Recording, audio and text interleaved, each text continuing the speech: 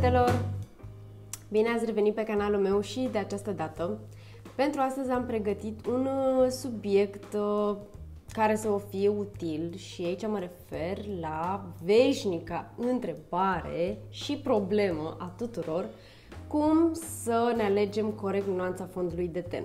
Am tot primit întrebări pe parcursul timpului, zeci de întrebări: cum mi aleg corect nuanța fondului de ten sau ce tip de fond de ten mi se potrivește, ce culoare să-mi iau, ce brand, tot felul de întrebări de acest gen.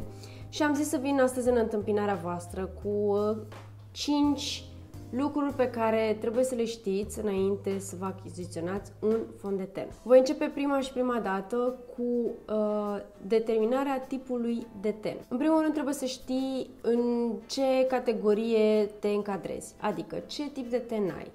În principiu există 3 tipuri de ten: uscat, mixt și gras. Cum îți dai seama care din ele este tenul tău?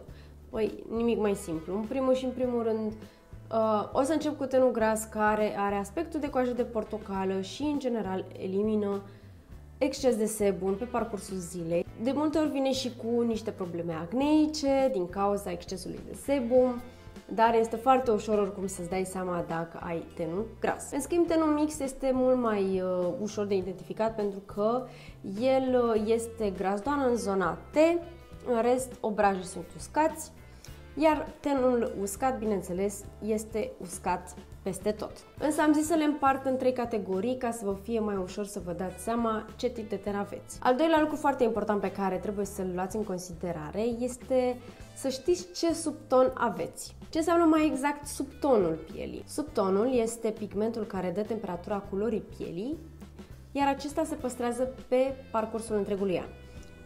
Acesta a nu se confunda cu culoarea pielii, care culoarea pielii este practic cât de deschisă sau închisă este ea, bineînțeles în funcție și de anotimpuri.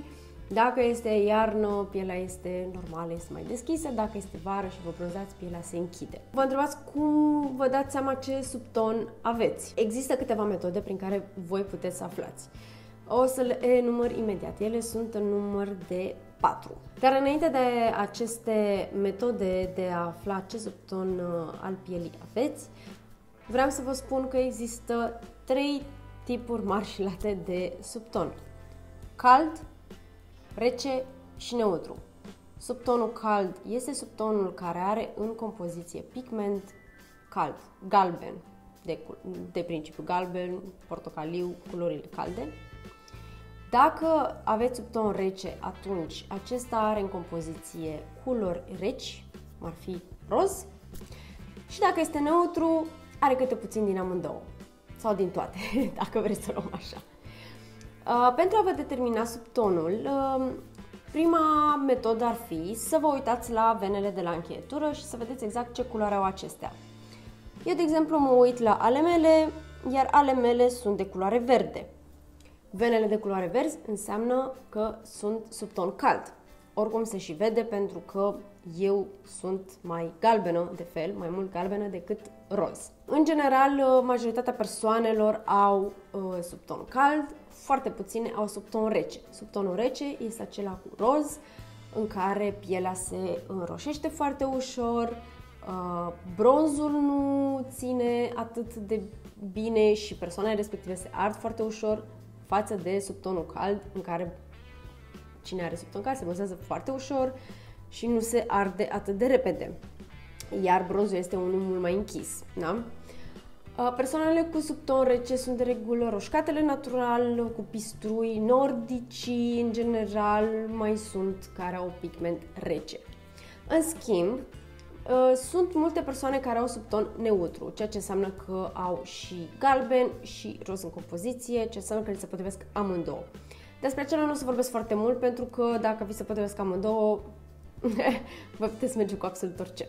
Revenind la determinarea subtonului corect, da? Vă uitați la vene. Dacă aveți venele verzi, atunci este cald; dacă aveți albăstrui mov, atunci este rece; dacă nu vă dați seama exact care din cele două culori predomină, atunci este neutru. O altă metodă ar fi după bijuterii. Puteți să puneți o bijuterie din argint și una din aur și vedeți cu care vă vine mai bine, care vă complementează mai bine.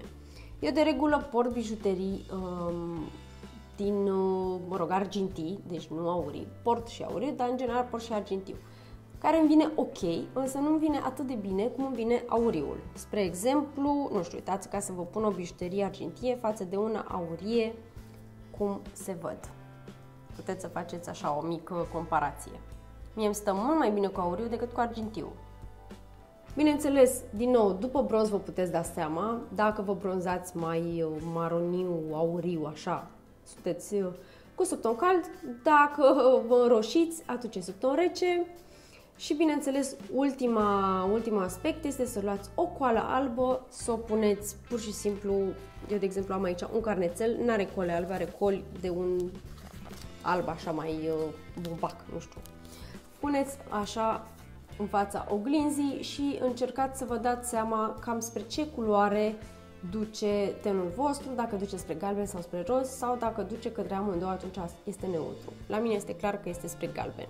Acum că știm ce tip de ten avem și ce subton, trebuie să determinăm exact ce finish vrem, ce acoperire și, bineînțeles, în ce preț să se încadreze fondul de ten. Finishul, în principiu, este determinat de tipul de ten. De ce spun asta? Pentru că, de regulă, un ten gras are nevoie de un finish mat. Un ten mixt poate să meargă și cu un finish mat, dar poate să meargă cu unul satinat. În schimb, un ten uscat are nevoie de mai multă hidratare și atunci are nevoie de un fond de ten dewy, adică acela care se aplică pe ten și este foarte hidratant. Acoperirea poate fi mică, medie, mare, medie spre mare, mică spre medie, în funcție, bineînțeles, de fondul de ten.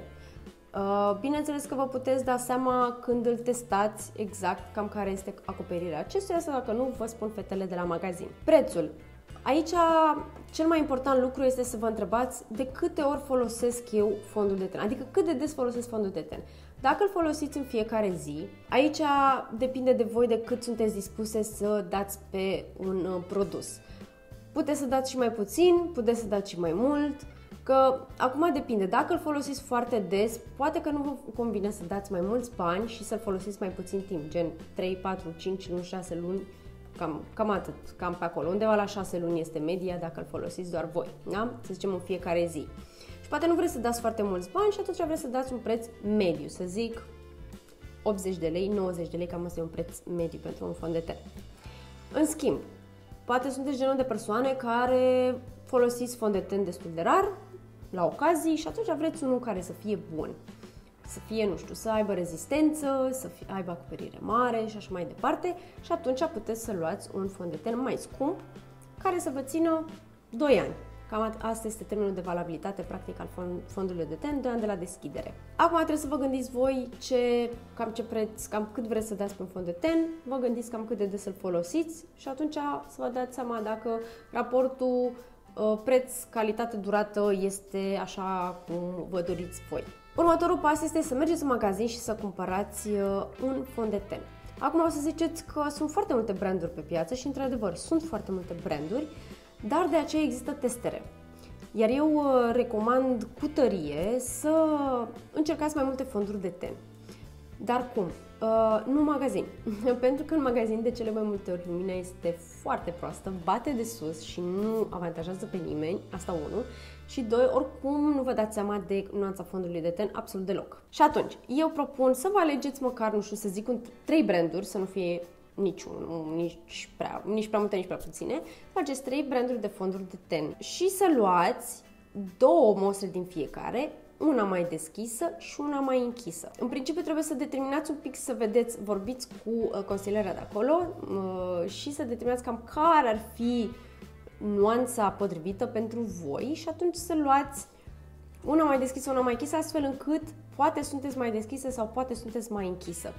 Adică dacă luați doar una, s-ar putea să nu o nimeriți, să fie prea închisă, după aia mergeți iar mai luați una, poate e prea deschisă și sunteți între. Trebuie să determinați un pic, să vedeți cu ajutorul fetelor de acolo din magazin cam care ar fi o nuanță potrivită, pentru că ele știu foarte bine produsele pe care le au și eu.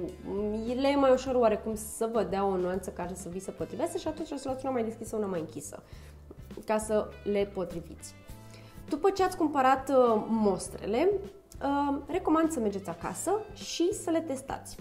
Acum, toată lumea se întreabă cum testăm fondul de ten, că îl punem pe podul palmei, că îl punem pe vene, că îl punem, nu știu, oriunde. Nu. Fondul de ten se testează întotdeauna pe mandibulă, bineînțeles, să vedeți diferența din nuanța fondului de ten și gât. De regulă, pielea feței este ușor mai închisă decât gâtul, pentru că atunci când mergem pe stradă ne bronzăm pe față, dar gâtul nu, pentru că fața acoperă gâtul și aici se creează umbră în mod natural. Și atunci noi vrem ca fața să fie cu gâtul, că nu are niciun sens să stăm să ne machem, adică dacă, de exemplu, nu știu, vrem să aducem să fie mai bronzată fața, n-are niciun sens să luăm un fond de ten mai închis și să ne dăm până la decolteu, pentru că chiar nu are sens să porți fondul de ten la nivelul ăsta de zi cu zi. Așa că ceea ce recomand eu este să duceți cu gâtul, deci nuanța să potrivească cu gâtul și să fie uniform, bineînțeles după ce îl blenduiți foarte bine, așteptați câteva minute să se așeze, pentru că sunt unele fonduri de ten care oxidează, deci mare atenție, trebuie luată o nuanță mai deschisă decât ai tu în mod normal. Aici exemplu ar fi Fenty Beauty și majoritatea fondurile de ten de la MAC oxidează. Trebuie să așteptați câteva minute să se așeze și apoi să vă uitați în lumină naturală să vedeți dacă vi se potrivește sau nu. Și de aceea v-am zis să vă luați două nuanțe, pentru că le puteți încerca pe amândouă și vedeți exact care este diferența. De asemenea, puteți să vedeți exact dacă cumva v-ați ales un subton rece și nu v-ați dat seama. Și atunci puteți să luați varianta neutră sau varianta caldă. Depinde de brandul de fond de ten. După ce ați testat și ați descoperit că ați găsit o nuanță care să vi se potrivească și, bineînțeles, aia este și fondul de ten perfect, cu finish-ul perfect, cu acoperirea perfectă și așa mai departe, puteți să-l dați pe toată fața, pentru că ele vă oferă destul de mult produs astfel încât să voi să-l testați cam de 2 ori, să zic, maxim. Îl aplicați pe toată fața. Recomand să fie cu burețelul sau cu o pensulă. Nu cu mâna, că nu se întinde foarte ok, dar, mă rog, aici în funcție de preferințele fiecăruia. Și să îl purtați câteva ore sau, nu știu, poate chiar să îl purtați întreaga zi la birou sau unde aveți treabă, astfel să vedeți cum se comportă, dacă se oxidează, dacă se mută, dacă, de exemplu, cea mai mare problemă a tenului mic sau gras este faptul că începe să lucească și să arate inestetic. Nu știu, să vedeți care este rezistența lui în timp și așa mai departe. Deci, practic, vreți să vedeți cum se comportă. Abia după aceea puteți să luați o decizie și să mergeți să cumpărați produsul. Nimic nu este mai rău ca în momentul în care luați un fond de ten și constatați cu stupoare că nu vi se potrivește nuanța, că nu este finish pe care îl vreți, că nu este așa cum doriți și nu faceți decât să dați banii pe fereastră și să dați fondul de ten prietenelor, pentru că odată ce este deschis, nu se mai poate returna. Un alt aspect important pe care vreau să-l menționez este atunci când aplicați fondul de ten să aveți grijă să nu vă opriți aici la linia mandibulei, ci să mergeți un pic și pe gât ca să uniformizați totul și să nu se vadă o linie inestetică. Plus că de multe ori și gâtul trebuie un pic machiat. Da? Pentru că atunci când aplicăm cremă de față, aplicăm și pe gât. Deci face parte din tot arsenalul acesta al îngrijirii și gâtul, deci să nu uitați de el, pentru că peste mulți ani fața poate să arate bine, iar gâtul poate să arate destul de rău, pentru că nu știu dacă știți, însă lucrurile care trădează vârsta unei femei sunt mâinile și gâtul. În regulă, cam astea au fost lucrurile pe care am vrut să vi le povestesc. Am vrut să fiu foarte pe scurt, nu am intrat mult în detalii. Dacă sunteți interesate de un anumit topic din ce v-am prezentat astăzi, nu știu, respectiv la tipurile de ten, subtonurile pielii și așa mai departe, sau nu știu, alte lucruri care vă interesează pe voi și să detaliez mai mult, să intru în profunzime, să zic așa, vă rog să-mi scrieți în comentarii, le aștept cu mare drag. Chiar sunt curioasă să văd dacă vreți să aflați mai multe pe acest topic. Însă până atunci, acesta a fost clipul de astăzi, foarte util, foarte scurt. M-am zis să fie ceva care să vă folosească și să răspundă la întrebarea veșnică a tuturor. Ce fond de ten să-mi cumpăr? Asta este întrebarea. Sper că vă este de folos, că v-am lămurit și că v-am oferit informații ajutătoare. Dacă mai doriți să mai știți și alte lucruri, cum v-am spus, vă aștept în comentarii. Bineînțeles, nu uitați să vă abonați la canalul meu dacă n-ați făcut-o deja. Bineînțeles, să mă urmăriți pe rețelele de socializare care vor apărea la finalul acestui clip. Și cam atâta pentru astăzi. Vă mulțumesc tare mult că m-ați urmărit și vă pup cu mare, mare, mare drag. Până data viitoare, pa!